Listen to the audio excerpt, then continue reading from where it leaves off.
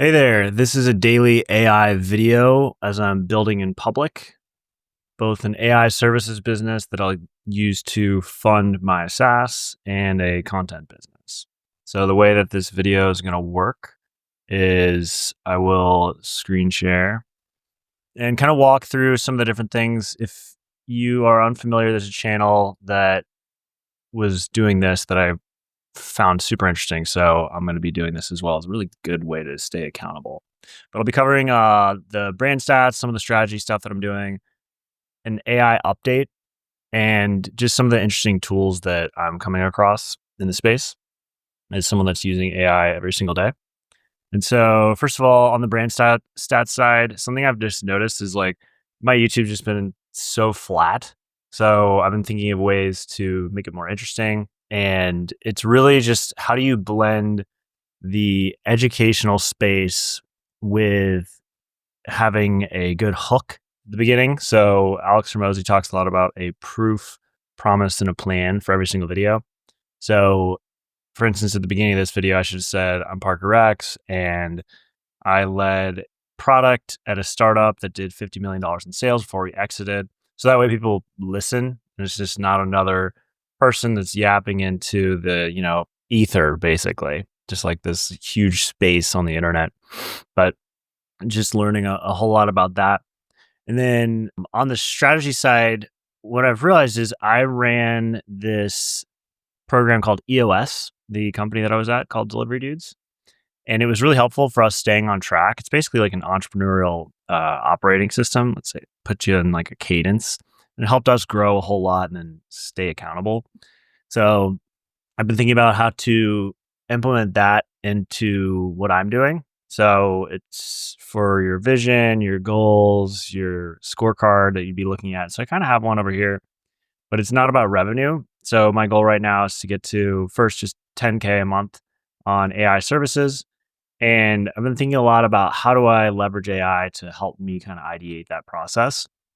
So what I did was I basically looked and thought about different companies that have done this before, where Accenture, I think, is a great example of a company that did AI services and absolutely blew up. And it was way before, AI was a thing, but they've just absolutely smashed it. So you can see that they've done, I used Grok and said, I want to research the Accenture business strategy so that we can use it as a blueprint for our business plan. And so then you get like a pretty good understanding of it. I mean, they're at scale, right? Like if I looked at like Accenture, not song, but Accenture business size, I have 774,000. Let's just say revenue. We can look at it. Their fiscal fact sheet. Okay. So yeah, 65 billion in 2024. And what was interesting is I know that they're heavy in the AI services. So this is like a cool thing to think about, but then you have to obviously go back to how did they start because it's not very helpful. So then I would kind of go through this thought exercise and this is how I'm strategizing where I'm like, okay, what did they do? And then what I can do from there once it has context of the things that they did, then I can start to give it the skill sets that I have, the offerings I can give. So I've fed it in all the technical expertise and all the assets that I know that I need. And then I also say, hey, I want to follow the plan using EOS. So then it comes up with the business strategy overview, all the core strategy inspired by Accenture. What are the different components of EOS? How are we going to do this? What's a 3-year picture, a 10-year picture, the purpose, all these things. And then I'll take that and actually put it into some project management software so that I can stay on top of what's going on. And it should make it a lot easier because I know this system like the back of my hand, and it would make it just easier to stay on top of things. So this might be something that you want to try out if you're in my position where you're just trying to get that, first 10K. Right now I'm at 5. I was at 22 before, but it was just low quality revenue, meaning like every time that I'd go and I'd do something, it would like if I got a new contract, I basically have to start from zero every time. And that's just not great, especially if you're trying to get higher leverage revenue through the door. Because ultimately, the whole purpose of me doing this is so that I can then go back to what I was working on, which was SaaS. Instead of going the venture model route, which I wasn't able to do, I'll be building the services revenue. So it needs to be high leverage. I need to be able to have time to hire developers to help kind of build that out. So that is what I'm thinking there. And then something I just wanted to talk about too is sorry about that. Something I wanted to talk about too is just the reality of some people when they hear about AI, they're like, oh my gosh, like how are we going to use this? So a lot of business owners, they know that it's this important thing. And I had this literally happen with like my barber yesterday. So here's me. Oops. I'm going to just draw this out real quick. But it's like I go and I book an appointment and this doesn't want to work. But I go and I book an appointment and there we go. So I booked this appointment and the guy who gets it is like, wow, like he sees my website and he hears the word AI and he's like, oh my gosh, this guy does AI. I can't wait to talk to him. And so then when I show up, it's just, I have this idea and I think it's going to be awesome. And I was talking to AI about it and it said I should use AI for this awesome idea I have. If I just use AI, then this would be $1 billion company. And he's talking to me about it. And I think that this is something I've noticed with a lot of people that are just excited, it comes from a place of excitement. But like you're having a computer basically say like, you're awesome and you can do it. And it doesn't give you anything except like it's like vaporware. It's like telling you that you're going to do all this awesome stuff, but it doesn't have any strategy behind it. So that's just something I wanted to like say that's a common trend with a lot of business owners is they don't have any idea what it's capable of. They just know that they need it. So I think that's why this space for people that are technical, that are kind of like on like for instance, in my case, like if you're on the intersection of a couple different things where it's like, okay, you know how to code, you know how to market, whether it's through videos like what I'm doing right now, and then you know how to network. So you know how to like reach out to people and kind of like, we could even call this one sales. I think if you're on the intersection of these three, going from 2025 to 2030, that this is the money.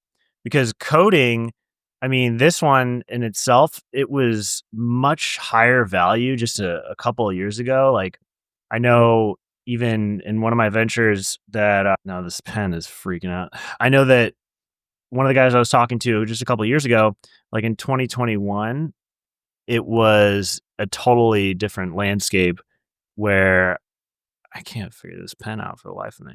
In 2021, basically, a developer could be making up to like $1 million a month, or sorry, a year. So let's see, we have 1 million. Let's call this like 750K, 500K, 250K. And let's go from, let's say 2015 to 2020, 2025, 2030.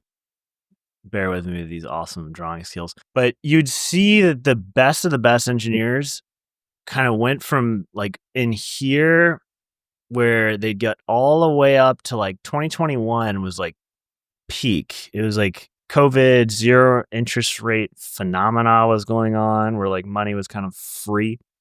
And I've noticed like even at Coinbase, I know specifically they had like pay cuts. So as soon as like 2023 came around, it was like boom, and it came down. And that trend is kind of just happening across the board. And that's just for the best of the best. So this would be like, your 10X engineer. And then now you see people like Zuck coming out, and let's call it like the junior to mid-level engineer. And if you're like, let's say this is just experience, so years of experience, and then we have salary. Let's call this like 250, 200, 150, 100. It's a K. And then we had like 1 year, 2 year, 3 year, 4 year, 5 year. I mean, there were people coming out of school. If you had a really good background, like if you went to a fancy school and you had zero experience, you could start here and then go up. And what I'm noticing now is when you have the Zuck come out and you have all of these people that are leaders in, this space, like that 200 number, it won't exist unless you do have that like amazing background or if you've done anything amazing, because I think that the supply of engineers has gone way up and the demand for them is going down when it comes to that like junior to mid level. So all that said, like I just think that, before if you were just another coder and it was 2021, you could have gotten away with going to a boot camp. And I noticed this on the hiring side when we were hiring people that a lot of people would come and they'd have zero experience IRL, like in the real world, but they could get away with, 150K starting salary with not even a fancy school. But times have changed. So point is like I think that this, I haven't really felt better about an opportunity than right now, where it's like if you can kind of combine these three, where, in my case, it's on the marketing side, like can you talk? So and what I'm thinking a lot about is the use case for the YouTube funnel. So it's like, okay, like if I have a main channel and I just published a video actually like 2 minutes ago where you're kind of talking about like, your pillars of content would be really like mass audience, newbie content. And this could be like how to use ChatGPT. Like I literally just posted this video. It's like master ChatGPT basics in 7 minutes. And something like that for me seems really, really simple. And it's like, wow, that's not technically challenging. Therefore, I should not make a video about it. But that's way more likely to pop off than if I did, let's say, maybe another one that I wouldn't necessarily be that excited about doing would be like niche developer AI content. And that pillar would be more so like, oh, let's cover what an MCP is, like a model context protocol by Anthropic. But I think this whole like idea of, combining like if you know how to code, if you know how to market, so you have the main channel, obviously right now what you're watching is on this daily upload channel, which is more like me just, I'll be talking to nobody for a long time, I imagine. But it will be cool for me to look back on this documentation when it works, be like, hey, I did this. I think if you combine those, and then if you know how to do sales, which I've had to learn kind of the hard way because I did so much outreach. Like I had over what I call like 400 pitches with venture capitalists, and I had never done sales before. But those skills, you kind of learn them throughout. Where it's like, okay, well, how do you do cold outreach? How do you build rapport? How do you close? Like all of these kind of like sales skills can be enhanced by AI. So it all like plays into one another. And I think that's the thing too, is like each one of these, if you're not using AI, then you're kind of dumb because you can do a lot of this like rapport building off of automating the research of the person. And there's tools like clay.com is a good one. There's like Apollo. Like if you looked up Clay, what it does is basically like a big table.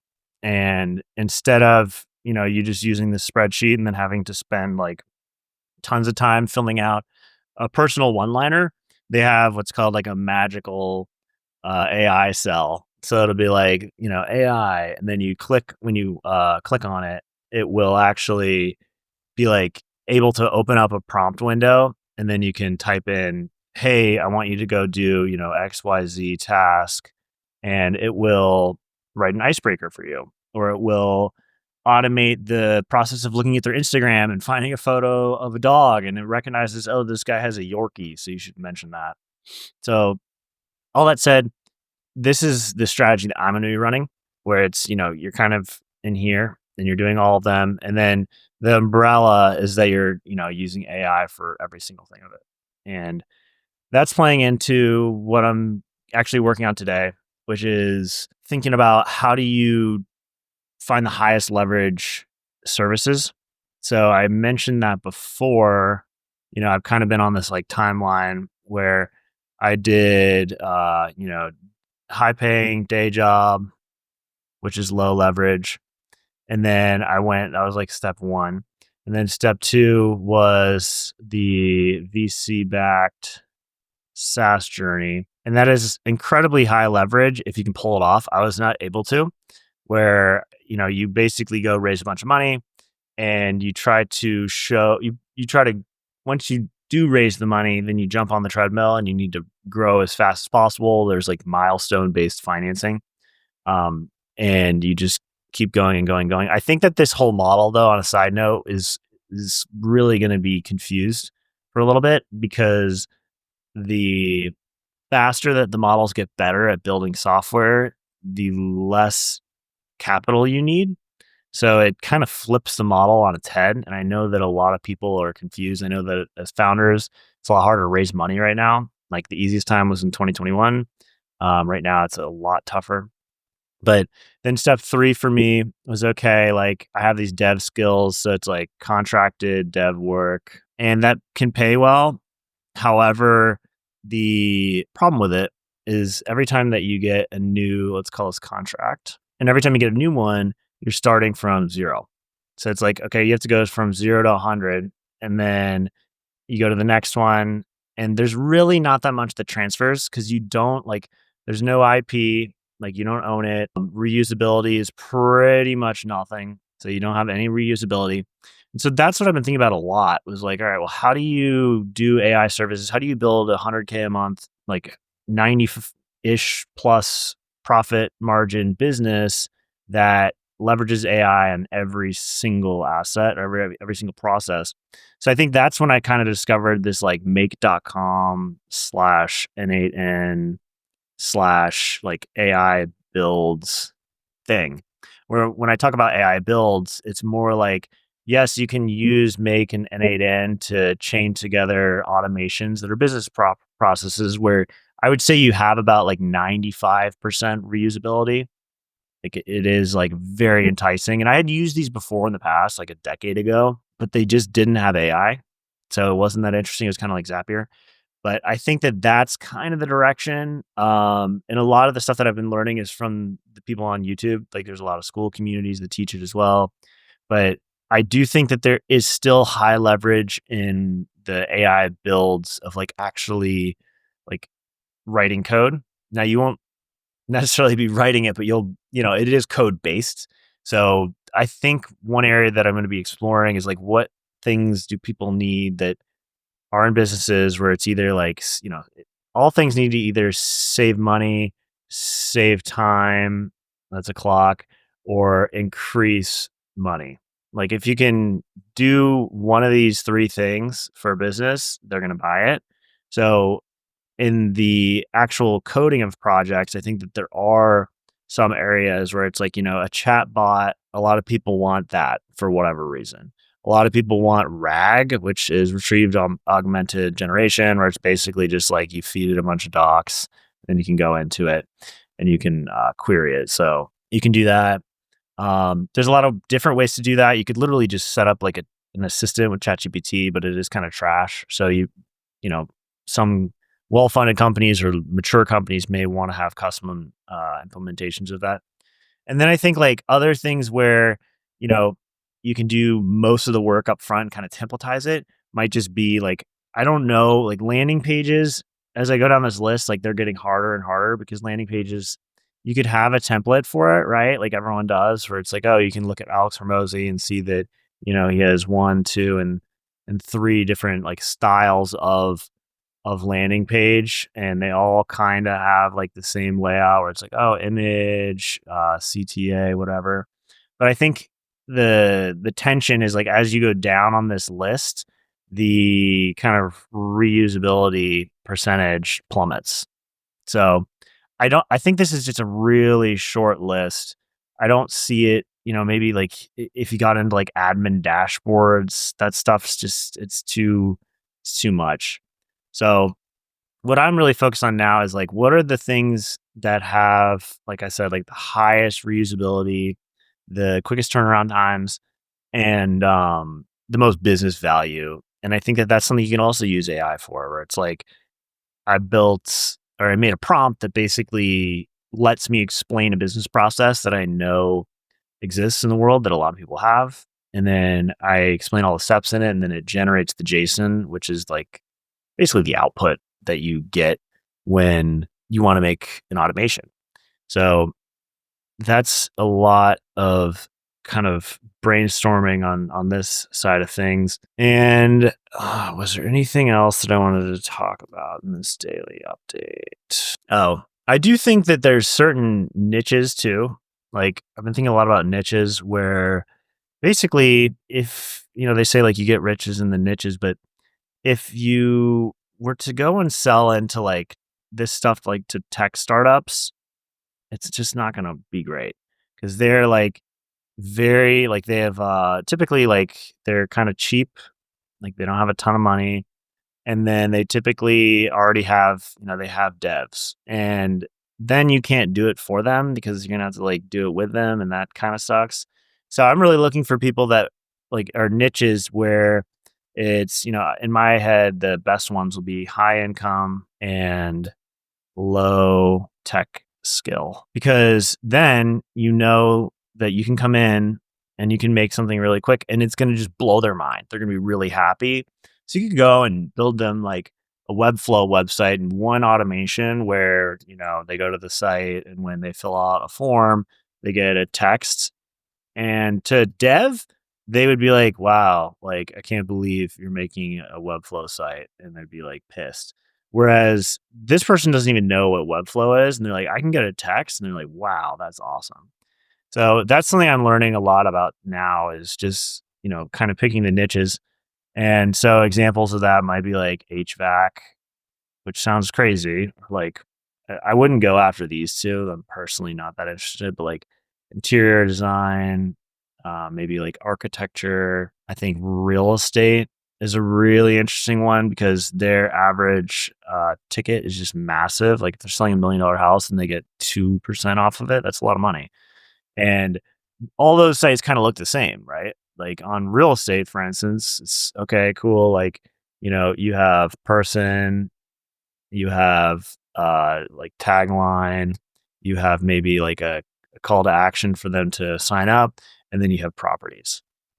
And that same thing is on every site. It's not like you're going to reinvent the wheel. You might have like three different templates of this, and it wouldn't matter like if you preferred to use like Claude Code or whatever. Like they don't care as long as this thing is going to sell them.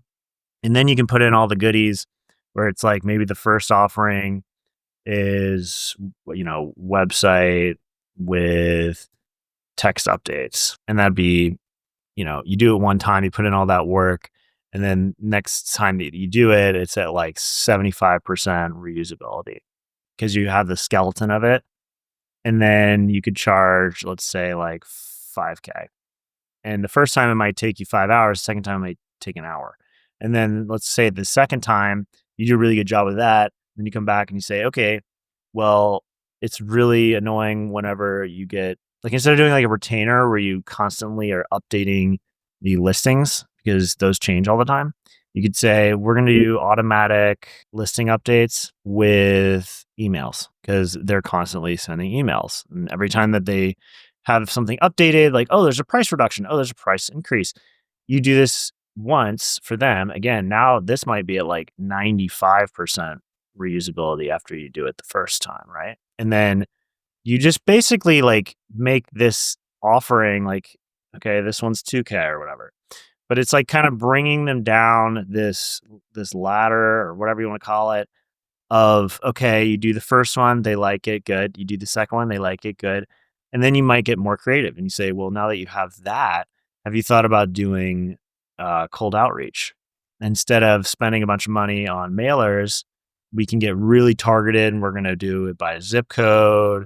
We're going to do it by, I was going to say geometry, but basically like you could make like it'd be like not a shadow audience, but you make a big audience and get super targeted.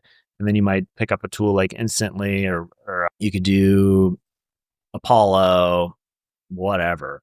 But it basically costs like $5 for 1,000 leads, and you could run that campaign for them.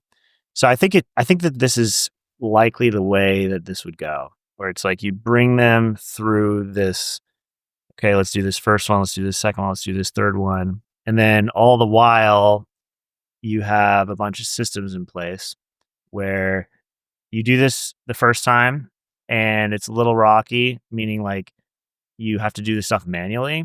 But then after that, on the backside of it, you have what's called your system. And so you'd have the way of like, okay, well, how do I get, lead gen? How am I finding these? Is it warm? Is it cold?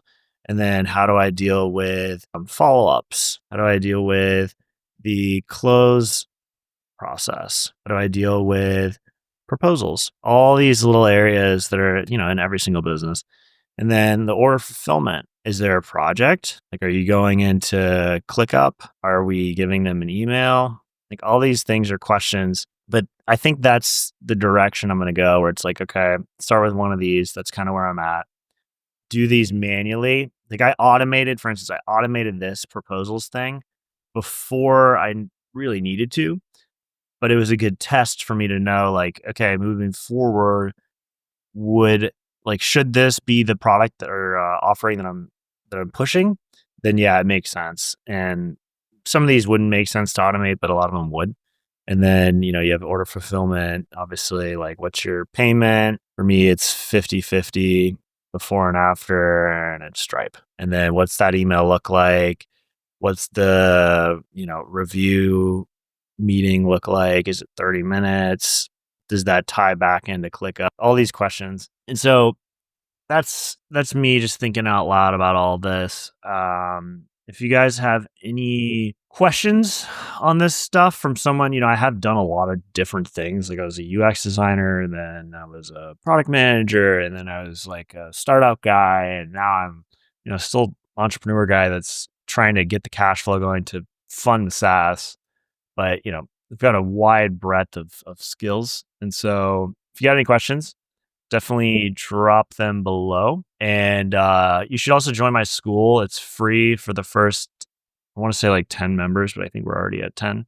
But I'm going to leave it open until my birthday, which is March 13th. And then I'm going to start to charge. So you should definitely join that. And I'll see you in the next video.